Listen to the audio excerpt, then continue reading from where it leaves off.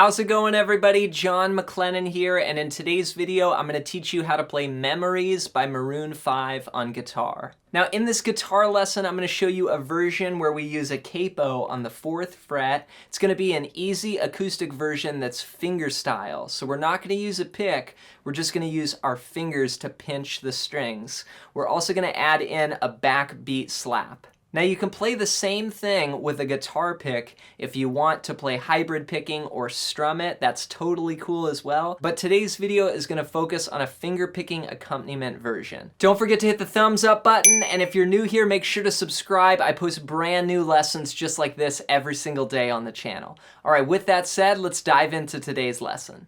Let's break down how to play Memories by Maroon 5 on guitar. Now I'm going to show you a fingerstyle version, so I won't be using a pick.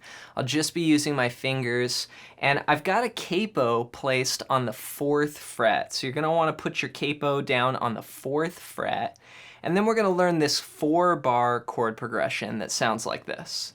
1, 2, 3, 4.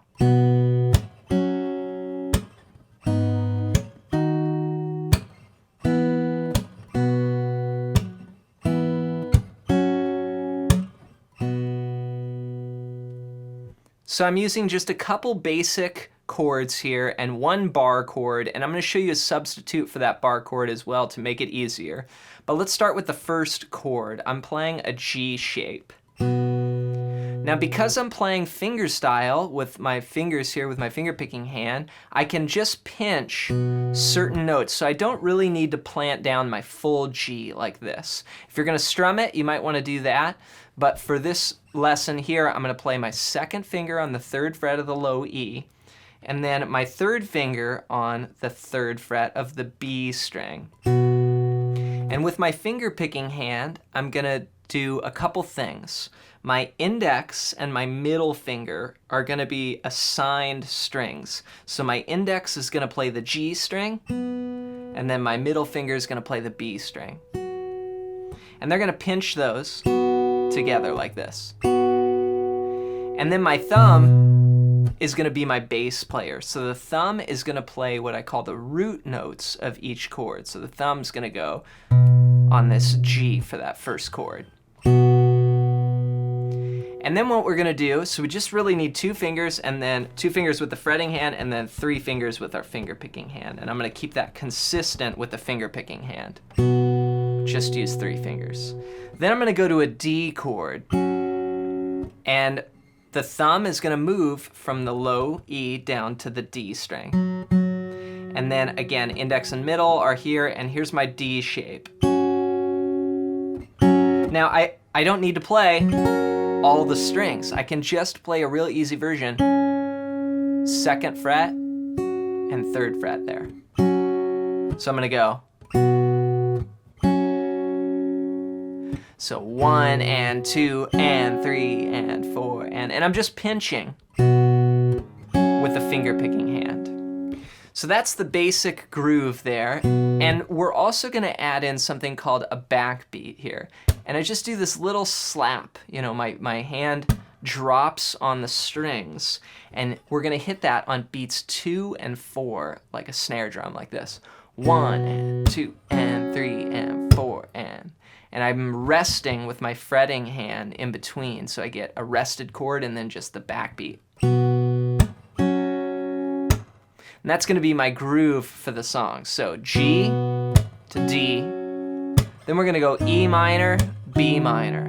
Now for E minor, we're going to play standard E minor shape here, open, 2, 2, open, open, open. Now I do this with 1 finger, so that's what it looks like for me.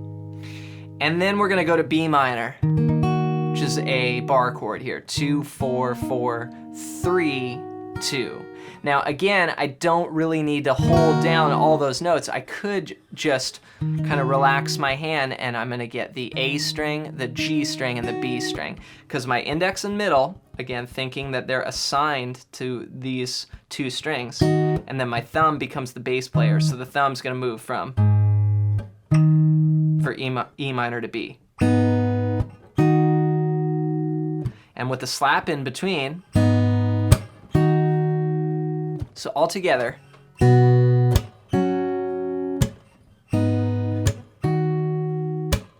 we're gonna go to C, and my thumb's on the A string. Again, assigning index and middle to the G and B strings. Then we'll go back to G, C, G. Then in the final bar, we'll go C to D.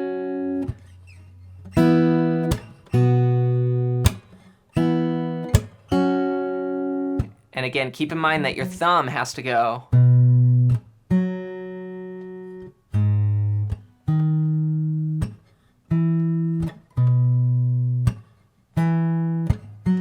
through the progression, right? It's your bass player.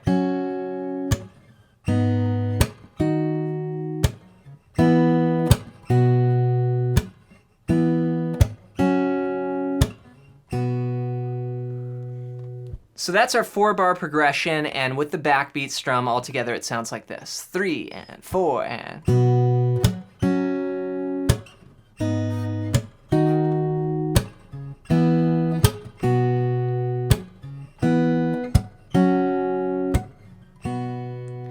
Now, as promised, I'll show you a substitution for this B minor. If that's a little hard, you can put your first finger, again on that root note, and then skip the D string. We're not gonna play anything on there. You would just play it open if you want. And then we're gonna play the 2nd fret, and then open B in the 2nd fret. So here's the full chord. It's every other string starting on the 2nd fret of the A string. But do I need to play all those? No, because again, we're finger picking. We're only gonna play 3 notes. So I might just play these 2. See that?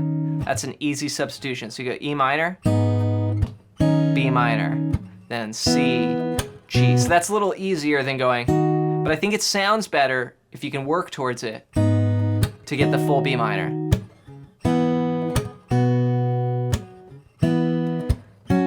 So here it is with that substitution.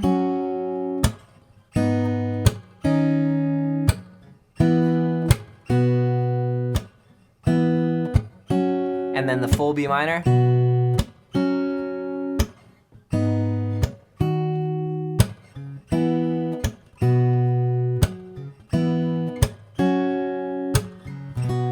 Now we play that for the whole song. Now the only other part to watch out for is at the end of like the post-chorus part where he sings the do-do-do's, you know. So after we come out of that section, we go. And the memories bring back you too. So what that is there's a 2-4 bar. So when you finish that chorus, you go C, D, then G, 2, and then start again.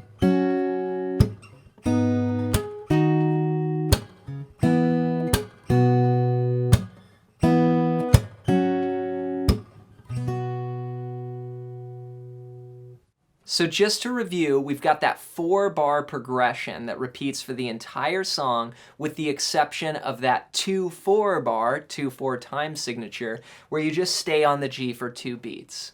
My hope is that you can put these chords together and understand the sections and then play it over and over with the song until it clicks. Before you go, don't forget to download your free book all about soloing. It's a book I wrote called Melodic Expressions. And if you want to support me, you can buy the book on the iTunes bookstore for $15, or you can get it for free in the description below. As always, leave any comments or song requests in the comments below. I'm always checking the comments for ideas for future videos. So get those in down below, and we'll see you in the next lesson.